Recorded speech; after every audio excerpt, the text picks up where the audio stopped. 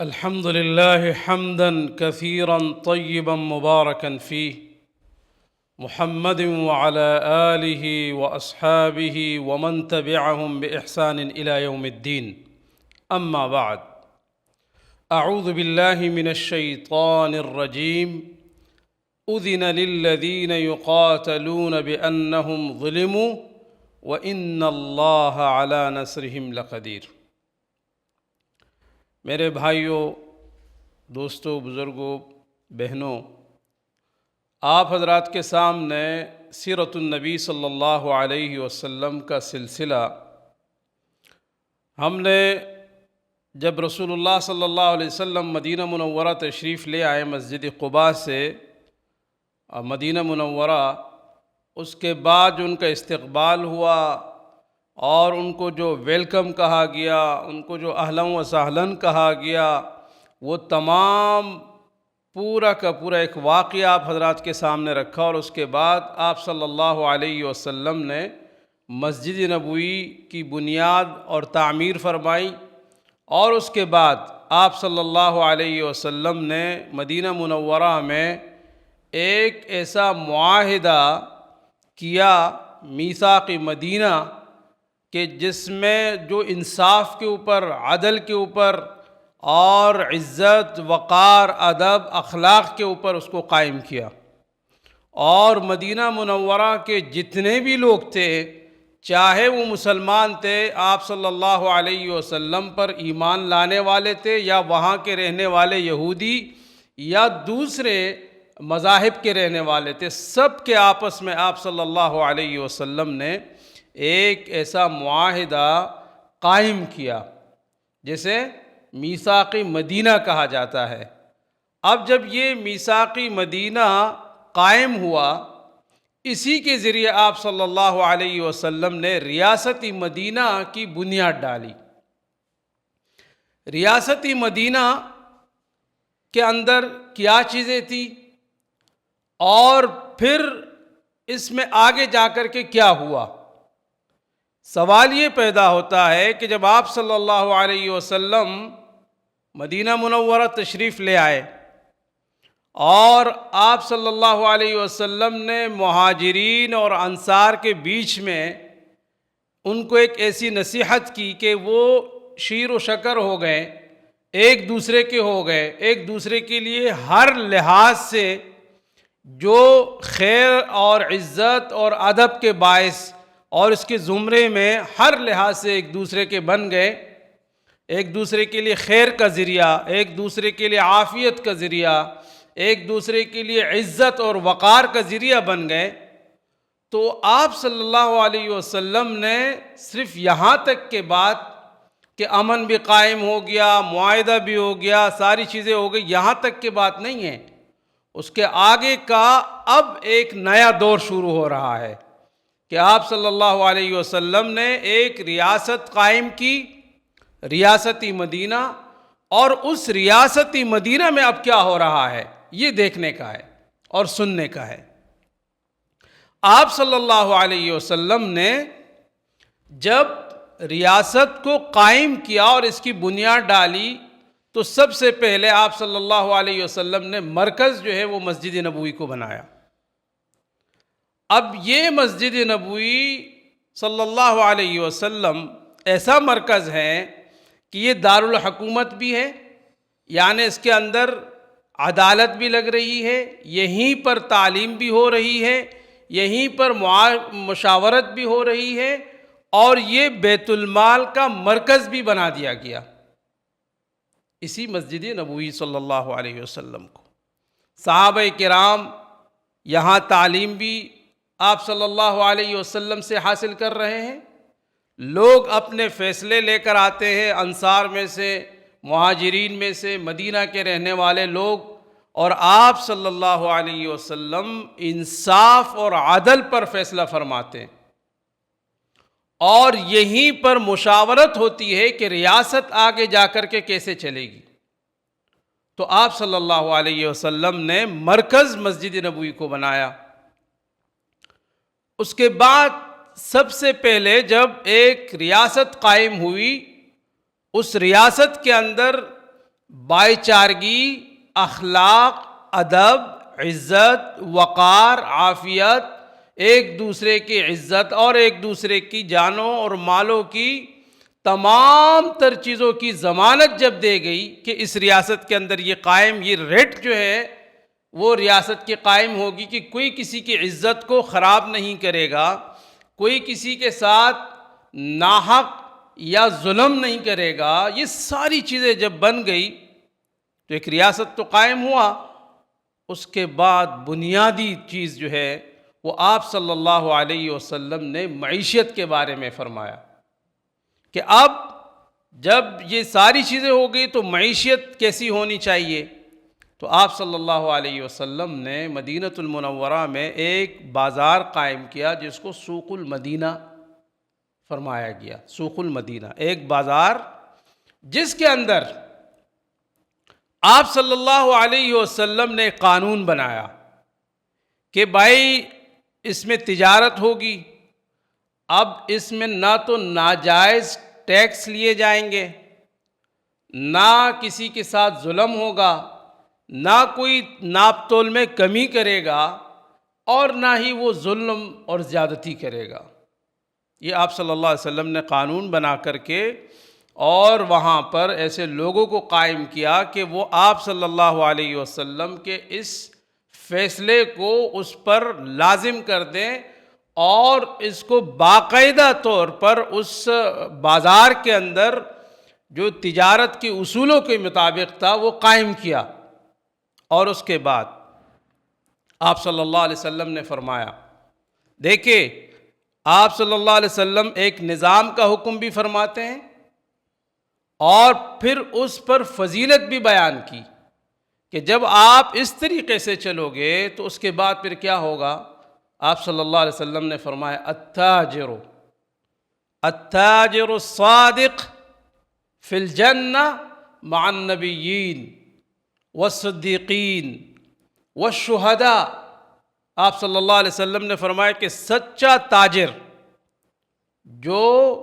سچا ہوگا، عدل کے ساتھ، انصاف کے ساتھ، ناپ تول میں کمی نہیں کرے گا، کسی چیز میں کسی قسم کی کوئی ڈنڈی نہیں مارے گا، وہ بندہ کہاں ہوگا جنت میں؟ کس کے ساتھ ہوگا؟ آپ صلی اللہ علیہ وسلم نے فرمایا مع النبیین، وہ انبیاء علیہ السلام کا اس کا حشر ہوگا ان کے ساتھ، والصدیقین، صدیقوں یعنی سچے لوگوں کے ساتھ ہوگا، والشہداء، اللہ کو سب سے پیارے لوگ کون ہیں؟ جو اللہ کی دین پر اپنے آپ کو مر کر مٹا دے، شہداء، ان کے ساتھ ہوگا۔ یہ فضیلت بھی بیان کی گئی۔ اب اس کے بعد کون ایسا تھا کہ وہ ناپ تول میں کمی کرے یا ناجائز قسم کے ٹیکسز لیں؟ آپ صلی اللہ علیہ وسلم نے جیسے حکم دیا ویسے منوعاً انہوں نے اس پر عمل کیا، اور اس میں سارے تھے جتنے لوگ تھے، صحابہ کرام، مہاجرین اور انصار اور وہاں دوسرے تاجر جو یہودی تھے، وہ ان سب نے یعنی اس قانون کو امپلیمنٹ کیا اس سوق المدینہ کے اندر۔ اب آپ دیکھیں کہ امن بھی قائم ہو گیا، بھائی چارگی بھی ہے، اخلاق بھی ہے، ایک دوسرے کے ساتھ پیار اور محبت بھی ہے،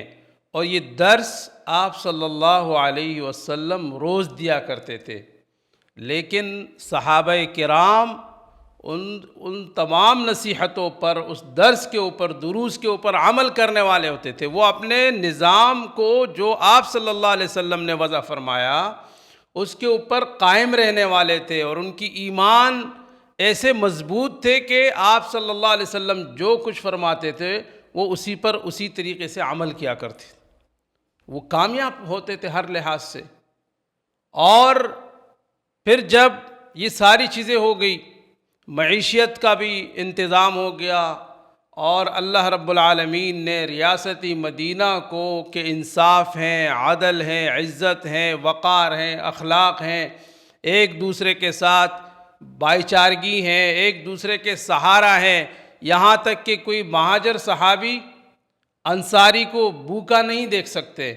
ان کو تکلیف میں نہیں دیکھ پاتے۔ اگر کوئی اس طرح کے انصاری صحابی کسی مہاجر صحابی کو دیکھتے تو وہ بھی یہی کرتے تھے، یعنی ایک دوسرے کے لیے سہارا بن گئے، ایسے سہارا بن گئے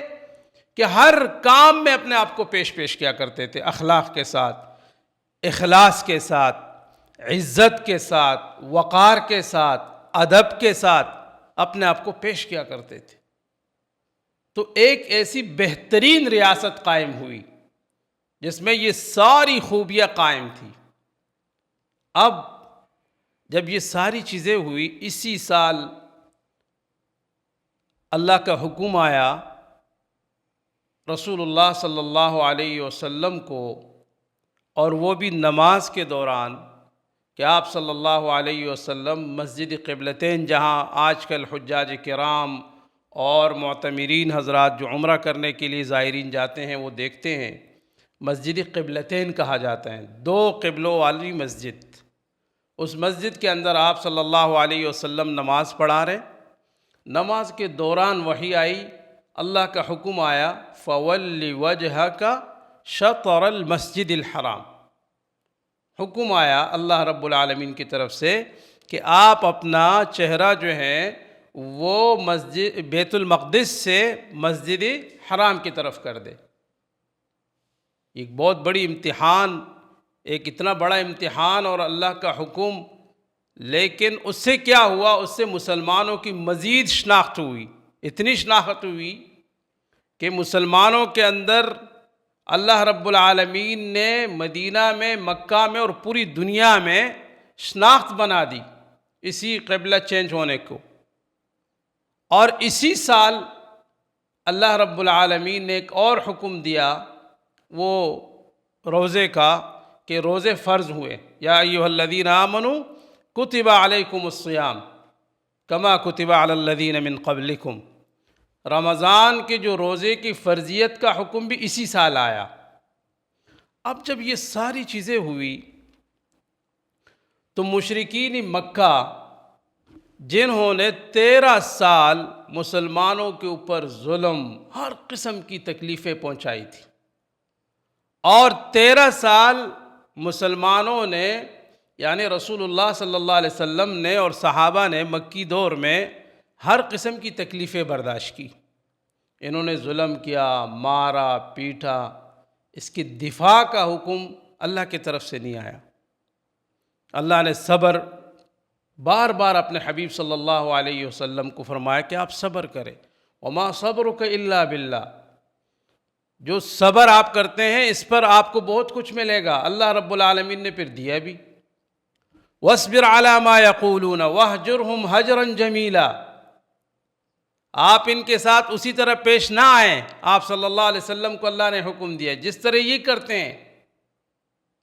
اب صبر، اللہ رب العالمین بھی آپ کو سب سے پہلے صبر کے بارے میں فرماتے ہیں، اور ہم عموماً اپنی زبان میں یہ بات سنتے ہیں کہ صبر کا جو ثمرہ ہے، جو بدلہ ہے، وہ کیا ہے؟ وہ میٹھا ہوتا ہے۔ یہ ہم سنتے رہتے ہیں کہ صبر کا پھل جو ہے وہ کیا ہے؟ میٹھا ہوتا ہے۔ اللہ رب العالمین صبر کے بعد جب آپ صبر کرتے ہیں تکالیف کے اوپر، مصیبتوں کے اوپر، بیماریوں کے اوپر، ان تمام چیزوں کے اوپر جب آپ صبر کرتے ہیں تو پھر اللہ جل جلالہ اس کے بدلے آپ کو ایسے ایسے پھل، ایسی خوشیاں، ایسی راحتیں، ایسی برکتیں عطا فرماتے ہیں کہ آپ کی سوچ بھی وہاں تک نہیں پہنچ سکتی۔ تو اب مکی دور میں 13 سال مسلمانوں نے مختلف تکالیف برداشت کی، مار پیٹ، اور اس میں آپ دیکھیں کہ قید و بند کی صحبتیں، اور پھر جو ہے اس میں ہجرت، یہ ساری چیزیں اس میں شامل ہیں۔ اب مشرکین مکہ جو قریش کے لوگ تھے وہ تو تب بھی جب ریاست قائم ہوئی تو ان کو تو زیادہ تکلیف ہونا شروع ہو گئی کہ اب محمد صلی اللہ علیہ وسلم گئے اور وہ وہاں پر انہوں نے ایک ریاست قائم کی، اور وہ ریاست انصاف اور عدل اور ایک ایسے بنیاد پر قائم ہوئی ہے کہ وہاں تو امن ہے۔ تو انہوں نے مختلف طریقوں سے تکلیفیں پہنچانا شروع کی، اور ایسی تکلیفیں ہیں کہ کبھی حملہ کر رہے ہیں ان کے تجارتی قافلوں کے اوپر، کبھی مسلمان نوجوانوں اور بوڑھوں اور بزرگوں کے اوپر، یعنی مختلف قسم کی تکلیفیں۔ اب یہاں پر حکم آیا اللہ رب العالمین کا، اور وہ حکم کیا ہے؟ اذن للذین یقاتلون بانہم ظلموا۔ یہ دفاع کا حکم ہے، اور یہ دفاع کی خوشخبری ہے کہ آپ نے اتنی تکلیفیں برداشت کی، اب اگر یہ کفار آپ پر ظلم کر رہے ہیں تو آپ پر دفاع جو ہے وہ آپ فرض ہیں کہ آپ اپنی دفاع کریں، آپ ہتھیار اٹھائیں، آپ جہاد فی سبیل اللہ کریں۔ اور مختلف مفسرین نے لکھا ہے کہ جہاد کے حوالے سے سب سے پہلی آیت یہی نازل ہوئی، اذن للذین یقاتلون بانہم ظلموا، سورہ حج آیت نمبر 39۔ اللہ نے اس میں تسلی بھی دی آخر میں، اور شروع میں حکم بھی دیا کہ اب آپ کے پاس حق ہے آپ کو کہ آپ اپنی دفاع کریں۔ اذن للذین یقاتلون بانہم ظلموا، جب آپ کو کوئی قتل کرتے ہیں، آپ پر ظلم کرتے ہیں، تو اب آپ اپنی دفاع اس طرح کریں۔ اللہ نے فرمایا وَإِنَّ اللَّهَ لَعَلَىٰ نَصْرِهِمْ وَإِنَّ اللَّهَ أُذِنَ لِلَّذِينَ يُقَاتَلُونَ بِأَنَّهُمْ ظُلِمُوا وَإِنَّ اللَّهَ عَلَىٰ نَصْرِهِمْ لَقَدِيرٌ۔ اللہ نے تسلی بھی دی کہ میں آپ کی مدد و نصرت کروں گا، کس طریقے سے کروں گا، پھر اللہ رب العالمین نے کر کے دکھا دیا۔